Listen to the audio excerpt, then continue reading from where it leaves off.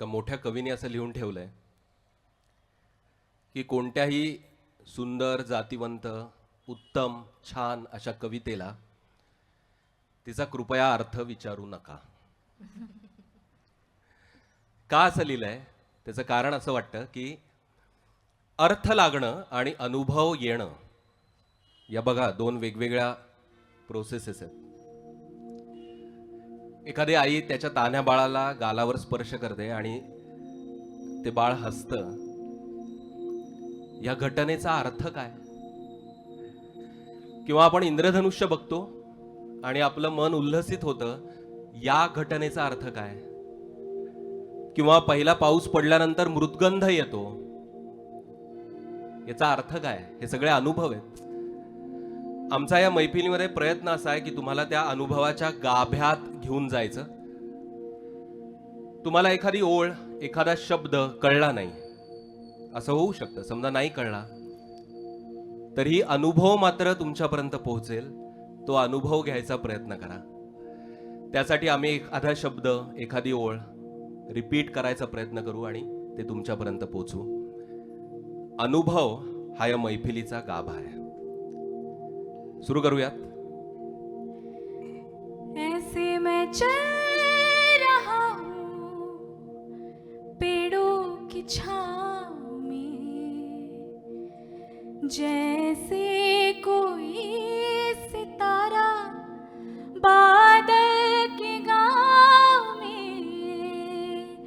ऐसे मैं चल रहा हूँ पेड़ों की छाँव में, जैसे कोई सितारा बादल के गाँव में. मेरे दिल तू सुना कोई ऐसी दास्तां जिसको सुनकर मिले चैन मुझे मेरी जान. मंजिल है अनजानी ठंडी हवा, ये चांदनी सुहानी. ऐ मेरे दिल सुना कोई कहानी, लंबी सी एक डगर है जिंदगानी. ऐ मेरे दिल सुना कोई कहानी.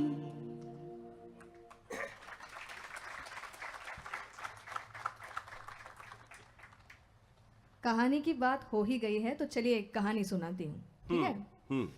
एक समय की बात है. एक बीज था. एक बीज था और उसके पास एक धरती थी. दोनों बहुत प्रेम करते थे एक दूसरे से. ये बीज धरती की गोद में लोट पोट होता हमेशा वहीं बने रहना चाहता था. और धरती उसे बाहों में बांध कर रखती थी और बार बार उसे उग जाने को कहती थी. उग जाओ बेटा, बड़ा होना है, उग जाओ. लेकिन बीज अनमना था. धरती आवेग में थी. एक दिन भारी बरसात हो गई और ये बीज अपने उगने को स्थगित नहीं कर पाया. अनमना उगा और उगने में ही रम गया. अजी अन्य मनस्कता भी रमणीय होती है ना, तो खूब उगा और बहुत ऊंचा पहुंच गया.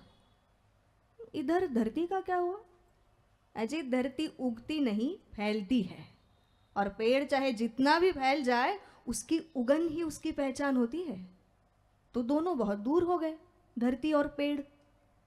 हाँ, हालांकि पेड़ की जड़ें धरती में रही, लेकिन जड़ को किसने पेड़ माना है आज तक? जड़ को किसने पेड़ माना है भाई? पेड़ तो वो है ना जो धरती से दूर हो गया, बहुत ऊंचा पहुंच गया. धरती से चिपका रहता तो घास नहीं कहलाता. लेकिन ये पेड़ वापस एक बीज बनना चाहता है. हाँ, ये पेड़ वापस एक बीज बनना चाहता है और धरती अपना आशीष वापस लेना चाहती है. पेड़ को दुख है एक बात का कि अब वो वही पुराना बीज कभी नहीं बन पाएगा. हाँ, हजारों लाखों बीजों में बदल जाएगा, लेकिन धरती ठीक उसी बीज का स्पर्श कभी नहीं पा सकेगी. ये पेड़ इस धरती के लिए महज एक परछाई होगा. परछाई. तो जीवन में हर चीज का विलोम नहीं होता है जी.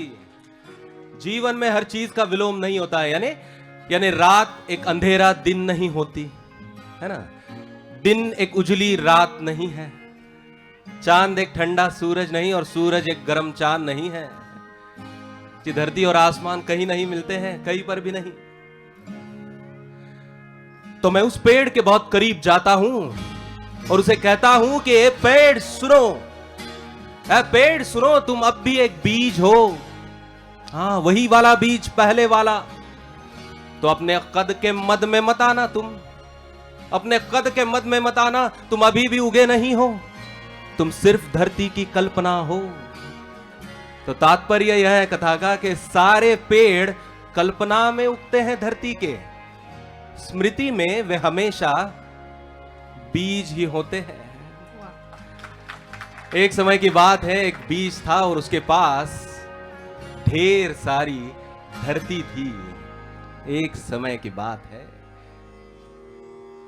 आधी बीज एकले, आधी बीज एकले, आधी बीज एकले, आधी बीज एकले, आधी बीज एकले, बीज अंकुरले रोप वाढले, बीज अंकुरले रूप वाढले, बीज अंकुरले रोप वाढले, आधी बीज एकले, एका बीजा पोटी, एका बीजा पोटी, तरु कोटी कोटी, तरु कोटी कोटी, एका बीजा पोटी तरु कोटी कोटी, जन्म घेती सुमने फळे, कोटी जन्म घेती सुमने फळे, कोटी जन्म घेती सुमने फळे, आधी बीज एकले, आधी बीज एकले, आधी बीज एकले, आधी बीज एकले।